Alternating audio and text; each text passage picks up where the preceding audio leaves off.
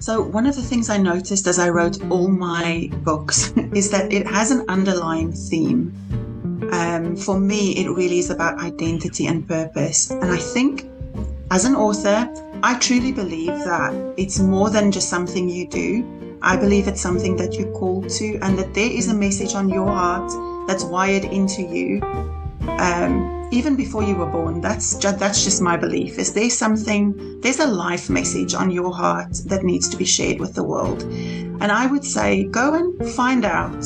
Take some time to really explore, what is that message? What is that unique way that I communicate to the world? What is the message that's written on my heart?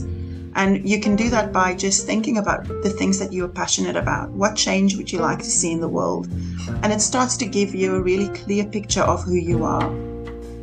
I think on days when I feel discouraged, I go back to that picture in my head of who I am as a writer and why I'm doing it.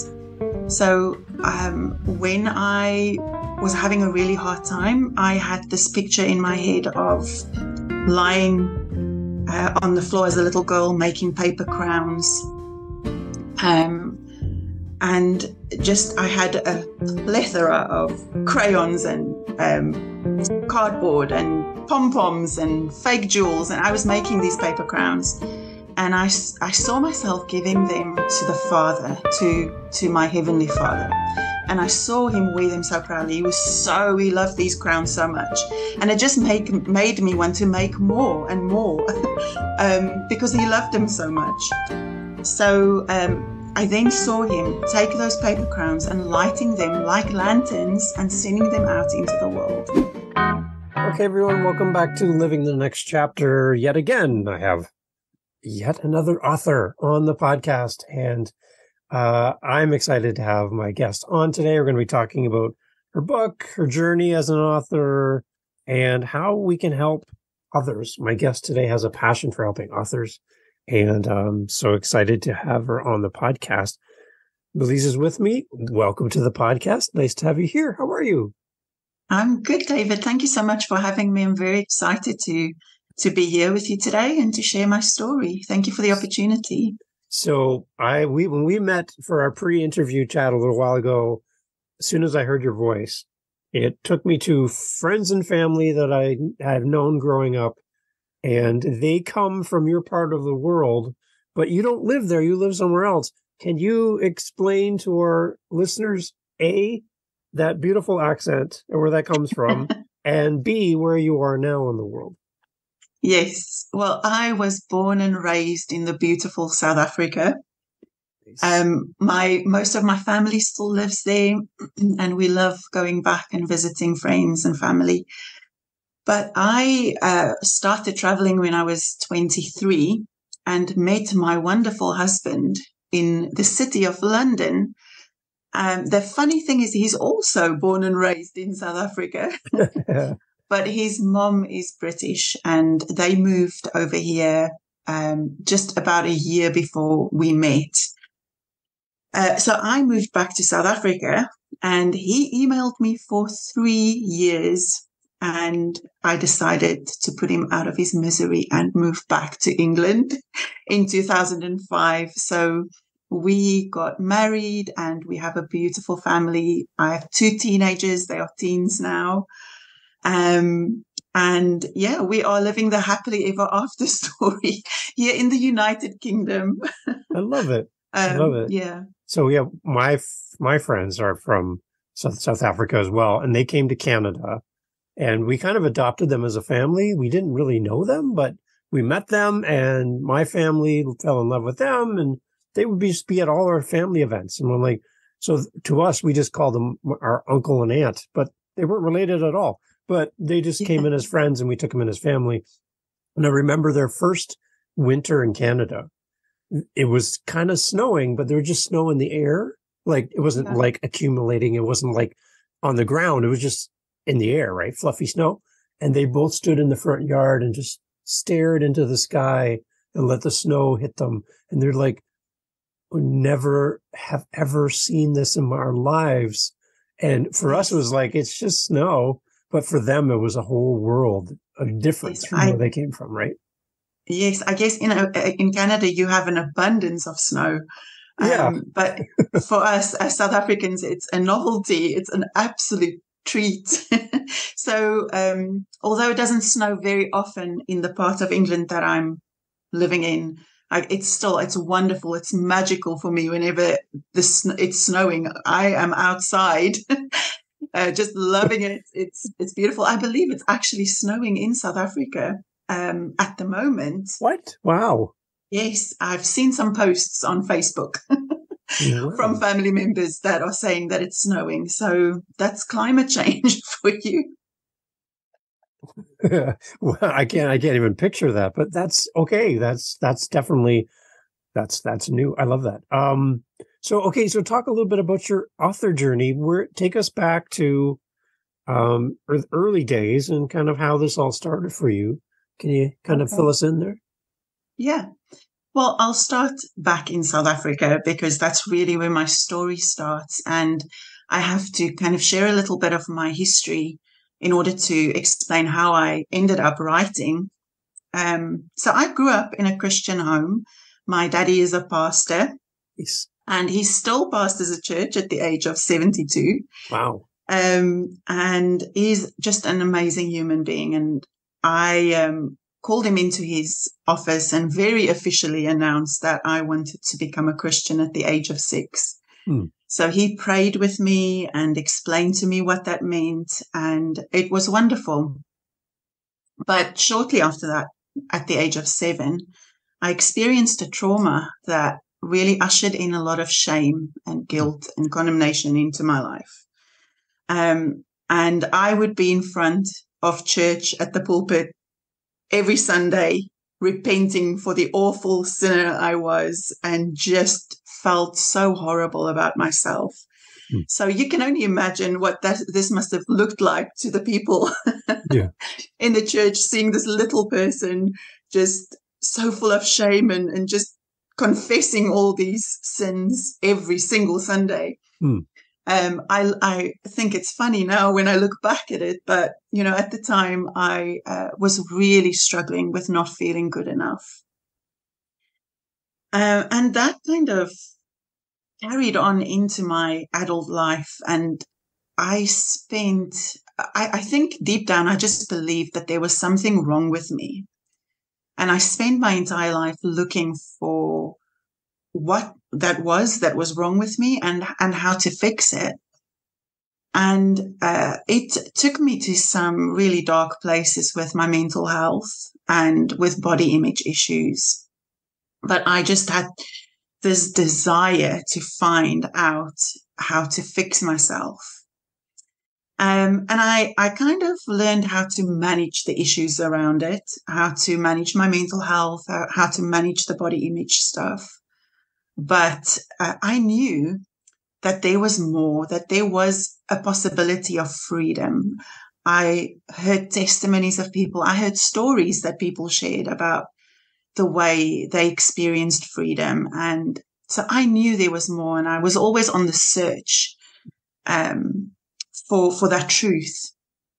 And I also deep down knew that if I could just really connect with God, then I might find that freedom that I was looking for. But I believe that he was disappointed with me. So that didn't help. That really didn't help. So I got to the point where I made myself so tired and exhausted trying to look for that connection that I said one morning to my husband, my wonderful husband, that I give up. I give up. I've tried so hard to connect with God. I've tried so hard to find that freedom, and it's just not going to happen for me. I believe that God loves the world, but I don't know if he really knows what I'm going through or that he actually cares about that. And my very wise husband just very quietly listened. He didn't say anything. I think he knew that the emotions were very raw and real at the time. And I just went about my day. A few days later, my husband suggested that I take my son, who was 3 years old at the time, to see a new Disney movie called Tangled. And as I walked into the movie theater, I just could tangibly feel the presence of God in the movie theater. And as I started to watch the movie, it felt like somebody switched on a light in my heart, and I could see for the first time what was happening behind the scenes of my life. And the pivotal moment in that movie for me was seeing the face of King Frederick in the story as he lit the lantern for his lost daughter to celebrate her on her birthday, because even though she was lost, he continued to celebrate her every single year. And as he released that lantern, that there was a tear that ran down his cheek, and that expression, the illustrators of that movie did such an incredible job, because I felt like I was looking at God's face. And for the first time, I realized that he wasn't disappointed in me, and he wasn't mad at me, but he was moved about the fact that I was lost and I needed him, and he wanted to be in that relationship, in that union with me, to help me and to guide me into freedom. So that movie made me realize that I was tangled up in a lot of lies. I was tangled up in lies about myself, lies about who God was, lies about my circumstances, and even lies about other people. And it started a process of becoming untangled from those lies. Now, somebody noticed that there was something different about me when I came out of that movie theater. I had a beautiful friend, Marie, and she walked with me and helped me unpack what was happening, and the revelation and the insight and the wisdom that I was receiving. And even now, at the should I tell you my age? At the age of, we can make up any number you want, whatever you like. You're completely free to do that. At the age of 46, I am still learning through that movie, and God is still using that movie to guide me and to show me things about myself and show me things about the world. So I started sharing that experience with her, and she really encouraged me to share that with other people, share that with, I started by sharing in a women's group at church, and then I became part of the ministry team there. I needed a lot of encouragement because I'm an introvert. I don't like to share or speak in public. And I was very afraid to share my message with people, but she really encouraged me. So it took a while, but people started to come up to me and say, you should write a book, and you should share these things that you've learned. You should share that with the world. And it was sometimes a little bit random as well. And just people would walk up to me and they wouldn't even know me. And they would say to me, you've got a book in you. You've got something to share. And I was, okay. And it got so ridiculous that my husband decided one year for my birthday, at the age of 44, to buy me a laptop. And he said to me, it's time to write your story. And that was it took me about 10 years to actually have the courage to sit down and to write and to share that message. But what was interesting as well is, as I said yes, and as I started writing, I realized that there was a lot more things to get untangled from, that I was still in process.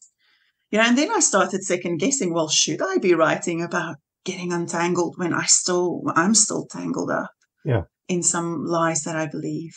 But that writing process really helped me to explore that. And, as I took those steps to share and to put my message out into the world, I started to realize that the more I do that, the less scary it becomes and the less fearful I am. So yes, it started to become a passion to help other people as well, to share their message and to help them know that you don't have to have it all together to share the light that's in you. Yeah. So where are you at now in your journey as you've been writing your thoughts, thinking your way through your story? Where are you at right now? Are you still tangled? Or are you still working through that? I'm a lot less tangled than I am. Good. But one of the things that I have learned as well is that life happens to all of us. Yeah. There's actually a little video that I saw on TikTok, I was watching a reel, and it was about a little seal, baby seal, that got tangled up in ropes and fishing line and all sorts of junk. And it was trying desperately to get into the ocean with all the little seal pups. And these rescuers kept it behind. They caught it and they kept it on the shore. And they were cutting through these ropes. And some of the ropes were very large and colorful, and you could easily see them, and they could easily snip through those. But they had to really rub their hands against the skin or the hide of the seal to kind of feel for where they were fishing line that was, you couldn't see it, but it was there.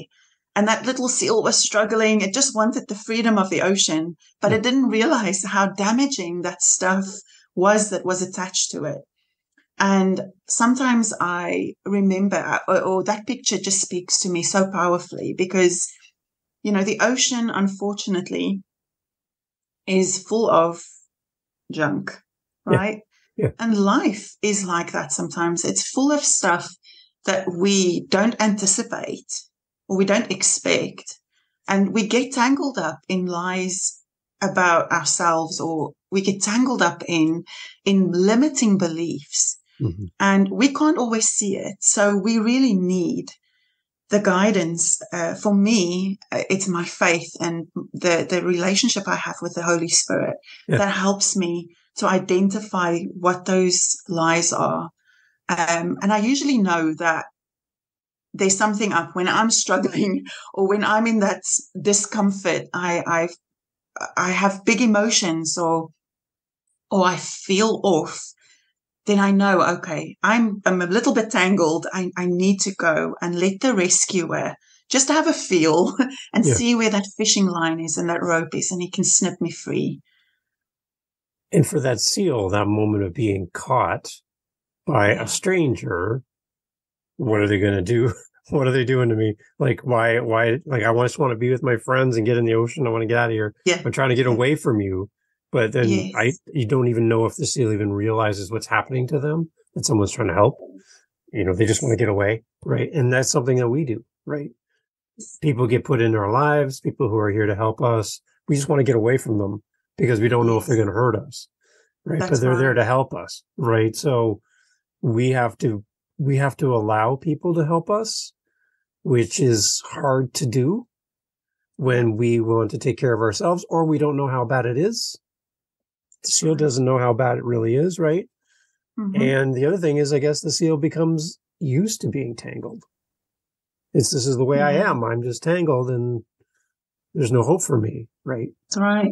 So when someone catches us or someone gets put in our lives who can help us, we have to surrender and let them do their thing, right? Absolutely. Absolutely. And that surrender is a big part of the process. That's scary. Yes. Yeah. But also, I think sometimes we attach shame to being stuck. Yep. And one of the things I had to learn is that there is absolutely no shame in being tangled. That little seal didn't choose to get tangled up in all that junk. Yeah. It happened because it's life. So what keeps us away sometimes from asking for help is we feel ashamed. And that's where I was for many, many years of my life. I was so ashamed. And I felt like God was ashamed and disappointed in me. And, just asking for help, asking people for help. It felt like I was, I was admitting to something really shameful. But, I learned that there's absolutely no shame in being tangled, in being stuck. It happens to every single one of us. And we all need people. We all need, that little seal couldn't see what it was tangled up in, but someone else can. Someone from the outside can have a look and help us kind of identify the things that is keeping us stuck. What kind of lessons have you been teaching your kids as you work through all this, as a parent and as an author, as you write out your thoughts? Because I think to some degree, I have 3 kids, all older.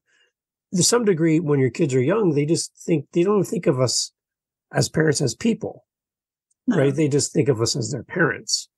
And they don't realize that we're just people and we have our own entanglements. We have our own things that we struggle with. And sometimes we don't let them see that side of us. What are they learning about you as you've worked through this in front of them? Yeah. Well, I have a very open relationship with my kids when it comes to my struggles. And when I mess up and when I make a mistake as a parent, we talk about it. Yeah. It's not something I hide from them. I tell them when I'm having a rough day or when I'm struggling with my mental health or with a destructive thought pattern. I point that out to them. I find that it's sometimes a little bit hard to help them see when they are going through some of the process themselves. So it was interesting. I was just sitting with my journal one evening and I was actually contemplating this. How do I help my kids to create habits, healthy habits around their thought patterns and just the way they face adversity or problems? Because, we all go through some tough stuff. And I know my kids had a really difficult time in their schooling process.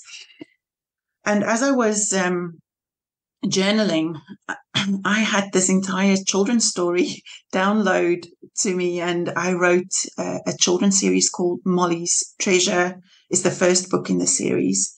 And it was just a lovely way to kind of share Molly's story with my kids, and through storytelling, actually helping them learn ways to manage their own mental health and manage their own the way that they deal with problems and relationships and all of those things in life. Because a lot of the time, I think when we go through difficulties, every difficulty comes with a set of beliefs. So we start to believe something about the world, or we start to believe something about ourselves. But that's not necessarily the truth.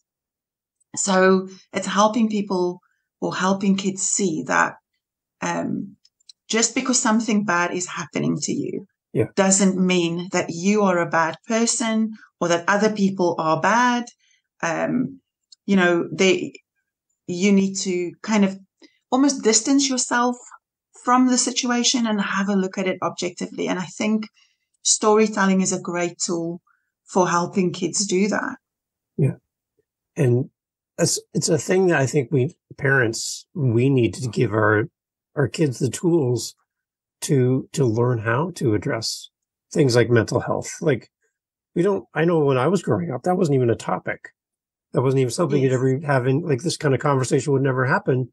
And no one would even know how to even bring this up or be aware that they're struggling with their mental health. And the world is so much different than when we were young. So our kids are growing up with a completely different outlook on life, different things that are hard for them that we never had to deal with. That's So right. being able to teach and demonstrate to our kids how we as humans, even though we're parents on a pedestal or whatever, however our children look up to us, we're still just people finding Yeah, our way, making mistakes, but living in front of them, right? Because they're soaking everything up, from our that's actions right. to our words to our how we react. They're just like a big sponge, just taking this all in. So I love that you live in front of your kids this way. It's great. Yeah, I think it's very important to be open with them and let them see that side of you. Um, and yeah, I absolutely love the relationship I have with them. They are now teenagers. And I remember people saying to me, wait until they are teens and you're going to have all this trouble.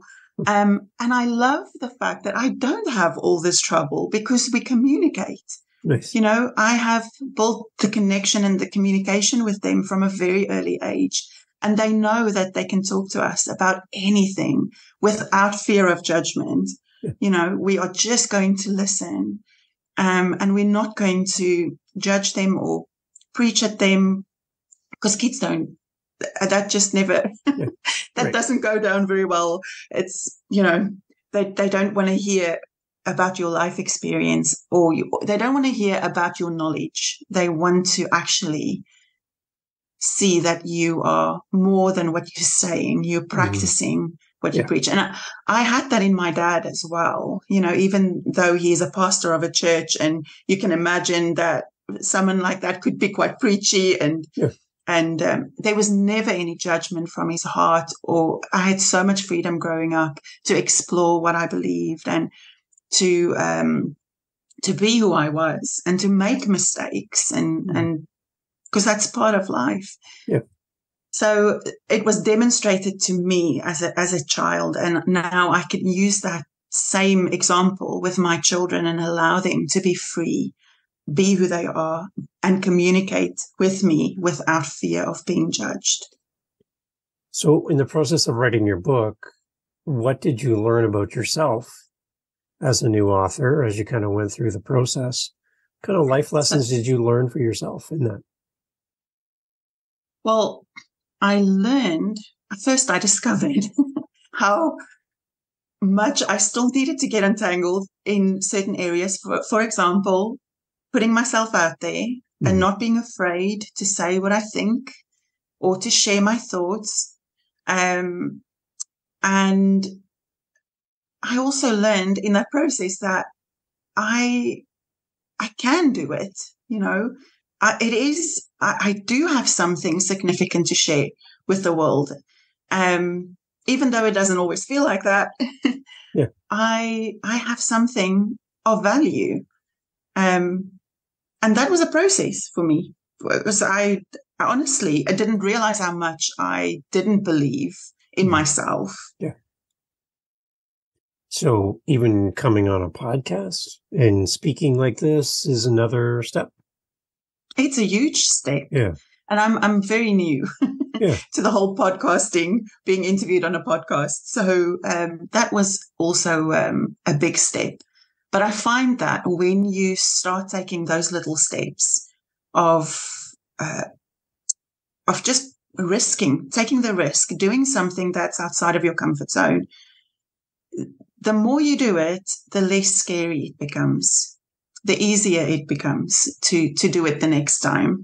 So, you know, I just want to speak to that person who is feeling like they don't have anything of value, or they feel scared to share the story that they know would bless the world, you know, the story that could really make a difference for someone. I just want to tell them to take the risk. Put yourself out there. It's not as scary when you start doing it, and when you see how people respond to the message that you carry, then it makes it worth it. It really is about the journey for that person that you're trying to reach. Right. It really isn't about you. And that's one of the things that I've learned as well. As awesome as my story is, as much as I love it, it really isn't about me. It's about the person who needs to see the light, who needs to see that there is hope, who needs to see that they need to be untangled. Mm-hmm. And that's why I do it. So I think understanding your why is really important. So how many books have you written, or what's in the works as in the future? Can you kind of give us a sense of what's going on from an author perspective for you? Yeah, so I'm about to start writing book number 7. Wow. Oh. Yes, it is. It is amazing to see how when you say yes, mm-hmm. things start to flow. They start to flow. And I can't believe I'm actually on book number 7. So I wrote my first book, which is Untangled, in 2020. Okay. And then straight after that, I started the children's series. Okay. Initially, I only thought it would be one book. And then once I wrote the first book, I received the second book and then the third book. So it was amazing to see how that creativity just seemed to have found its flow. And that was amazing. I had so much fun writing those children's books. And then I started to get a lot of requests from other people who were writing and publishing their books to help them. I had some really interesting experience with my publishing journey, and it didn't always go as smoothly as I hoped. And I learned some tough lessons the hard way. So because I received so many questions, I kind of noted what people were asking me, and I put all of that information into a little book. It's not a big book, but it gives just the basic foundational things that you need to know before you say yes to your call to write, or before you write a book. Some very basic things that people need to kind of prepare themselves for, because I think if you're not prepared for some of the challenges that comes with the calling, then you get discouraged, and then you give up on something that is actually really worth doing. So I'm an encourager at heart. I want to see people write their messages and do their thing, especially because I've seen myself go through that process, and I've dealt with those discouraging thoughts and all of those challenges that come with the writing journey. So I put that into a book. And then I had another children's book, which is a picture book that also kind of just came out of a journaling experience. And it's called God is Wild About You. And it's a little poetry book or rhyming book for children. And it really looks at dealing with that voice of competition, comparing ourselves to everything or people around us. And so I wrote that book, and now I'm on book number 7, which is called, the working title is How to Be Epic at Failing. And it really is about embracing your mistakes like it. And letting those mistakes launch you into your destiny. Give us a sneak peek. What are we gonna read there? Can you share any of that? Because that's a great topic, great title, by the way. So I really look at all the things that failure teaches us about ourselves, or again, it's about the lies that start to entangle us when we fail. So what does failure sound like to you? What is it saying to you? Is it telling you that you're stuck? Is it telling you that you're not good enough? Is it telling you that things will never change? Is it telling you that you don't have what it takes to be what you want to be? And I look at the life of the disciple Peter and how he betrayed Jesus, and I look at how he felt in his pit of despair, and then I share a little bit about my own time that I've spent in the pit of despair and what that looked like for me. And then I look at each one of those lies that I struggled with, and I share a strategy really for how to deal with that lie. And it's called EPIC. So I talk about the E is for eliminating the shame and the condemnation, the guilt. The P is for permission, to give yourself permission to fail. And the I is for being strong in your identity, in who you were created to be. Mm-hmm. And then the C is for confronting the lie. And really, when you know who you are, you know how much you are loved, and you know what you are called to do, then that gives you the strength and the authority to confront the lie. Mm. But it's really difficult to confront lies in our life if we don't really understand who we are and what we're called to do. Wow. So that's what that book is about. So was this new book another download for you, or through journaling or something? Is that how this began? Yeah, this was actually a chapter in my book Untangled that was highlighted to me, and I felt like it needed to be developed. There was more information there that was really, really helpful. Mm. So I've just recently sat down and kind of looked at it, and then I saw the framework for the book, and then just started building my framework. And once I had a really solid framework, I'm now in the process of just sitting down and writing all the little pieces of the puzzle. Amazing. So our audience is a mixture of readers and authors. For the authors that are listening to our conversation, what would you say to them? How can we encourage an author today by what you've learned through the process of writing and the topics of what you're writing? Because so many things that you've discussed fall into the laps of authors as they're writing their journey and they're writing their books. There's a lot of the things we've talked about already that they're dealing with. What would you say to a new author that's struggling through the journey of writing their first book? How can we encourage them today? Yeah. So one of the things I noticed as I wrote all my books is that it has an underlying theme. For me, it really is about identity and purpose. And I think as an author, I truly believe that it's more than just something you do. I believe it's something that you're called to, and that there is a message on your heart that's wired into you. Even before you were born, that's just my belief. Is there there's a life message on your heart that needs to be shared with the world.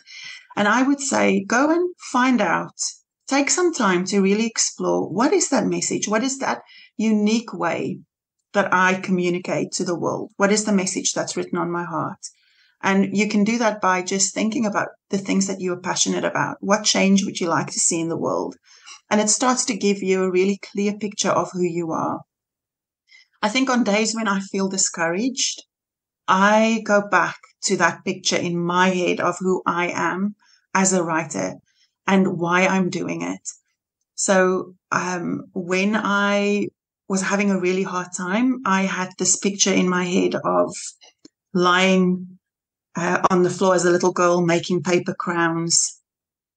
And just I had a plethora of crayons and cardboard and pom-poms and fake jewels, and I was making these paper crowns. And I saw myself giving them to the Father, to my Heavenly Father. And I saw him wear them so proudly. He loved these crowns so much. And it just made me want to make more and more because he loved them so much. So I then saw him take those paper crowns and lighting them like lanterns and sending them out into the world.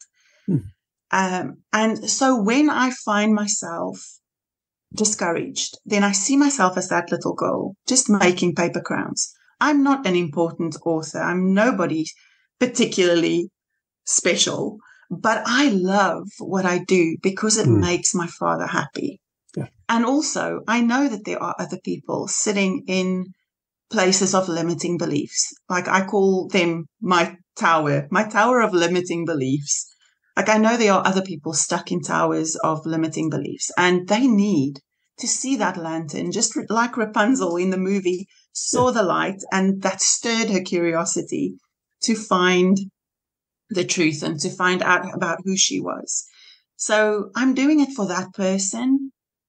So I think it's remembering who you are and remembering who you are for, who you are doing this for.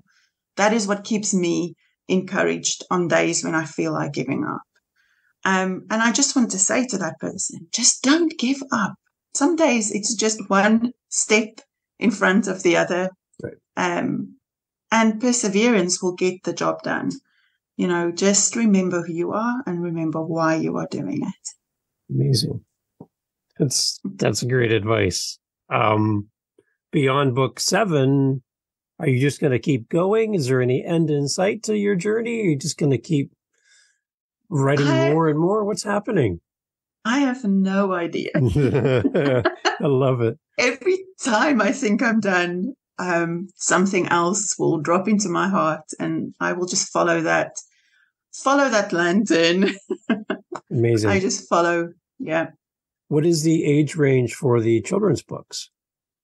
So the picture book is for children between the age of 3 and 7. Okay. And then I have the children's series, which is for readers between, I would say, the age of 7 and 11. Okay.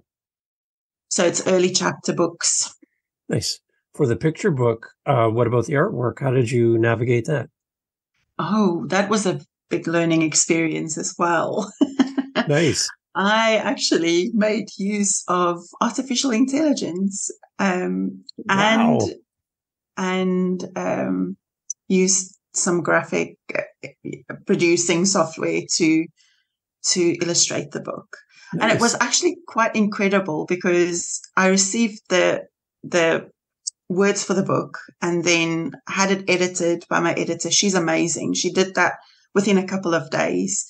And then I just played around. I was having so much fun just playing around, using some creative apps and put this together. And this book was published on Amazon within a week.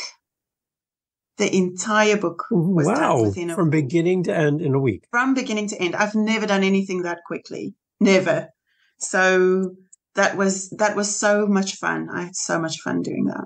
At that pace, you could do 52 books a year. Wow. Wow. Yeah. That's amazing. Was that your first time using AI in that way to illustrate it? Yeah. It's exciting. It's a big learning curve as well to try this new thing, but it's great. Yeah. Yeah. And that's the thing. That's why I decided to write a book for authors as well, to just share some of the experiences that I've learned, because a lot of it has been just learning on the go. And when you get stuck, then you find a different way of doing things. So, it's amazing what technology can do these days and how much we can accomplish. What's the name of the book for the authors? Answering the Call to Write. Okay. Awesome. And that's available everywhere as well with all the other books? Yes, all available on Amazon. Or you can look at my website as well, MelizaFarndell.com. Say it again. What was that? Oh, yeah. MelizaFarndell.com. There you go. There you go. I talked over you. I'm sorry. That's it. Okay, good. The other question I have is, where are you most active online? Where do you live on social media? I mainly live in Facebook land. Okay. I'm also on Instagram. I do have a coaching group for authors that's free on Facebook. So anybody who's interested is welcome to just send me a direct message and I can hook you up. Okay. I've never asked, in 250 plus episodes, I've never asked anybody this. So you're the first one. So it just popped in my mind and I'm like, okay, I'm going to go with this. What do you need help with? There's people listening to this podcast who are amazing human beings that listen to this show from around the world who would love to jump in and give you assistance on something that you need help with in your writing career or just whatever you need. I just want to be able to give you the opportunity to ask for something. Is there something that you need? Because the people listening might have the answer for you and love to connect with you. What do you need? Yeah. Well, for me, my biggest challenge has been getting my message out there. Okay. So opportunity to share Yep. and just share about the books, that would be amazing, because really it is about getting that message out into the world. And that's been the biggest challenge for me. So, like just the opportunity to be here today, David, it's been just amazing for me to be able to share and get that message out. So any help in any way with that side of the publishing process would be amazing. Well, for two introverts to be on a podcast together, having a conversation, we're both going to need a nap after this, but Yes. It's great to have you on. And if you had any trepidation at all about coming onto a podcast, you were amazing. So I encourage you to keep going forward and keep sharing your message, because you have a lot of great things to offer the world just by what you've seen and who you can help. And I just want to encourage you to keep moving forward, keep writing, keep sharing that message. And I'm thrilled to have you here. So thank you for making time to do this. And again, let's promote the website one more time and all that as well. Where do we go? What do we do? So you can find me at melizafarndell.com. You're welcome to send me an email if you want, meliza@melizafarndell.com, or you can find me on Facebook, Meliza Farndell Author. And we'll have links to all of it in the show notes, and everyone can find all the information there. Meliza, thank you so much for making time to be on Living the Next Chapter. It's great having you here. Thank you. Thank you so much. So as you continue writing, you got to come back, though, okay? I'd love to. Is that okay? Love to. Yeah, absolutely. I'll leave the door open and the light on. You can come back anytime you wish, okay? Fantastic. Thank you, David. All right. All the information will be in the show notes, everyone. And again, if you can help Meliza, reach out and let's see if we can help each other. Thank you so much for being part of the podcast.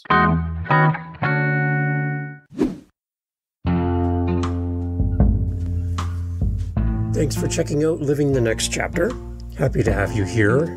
And here at the end, I want to just put this shout out to authors listening.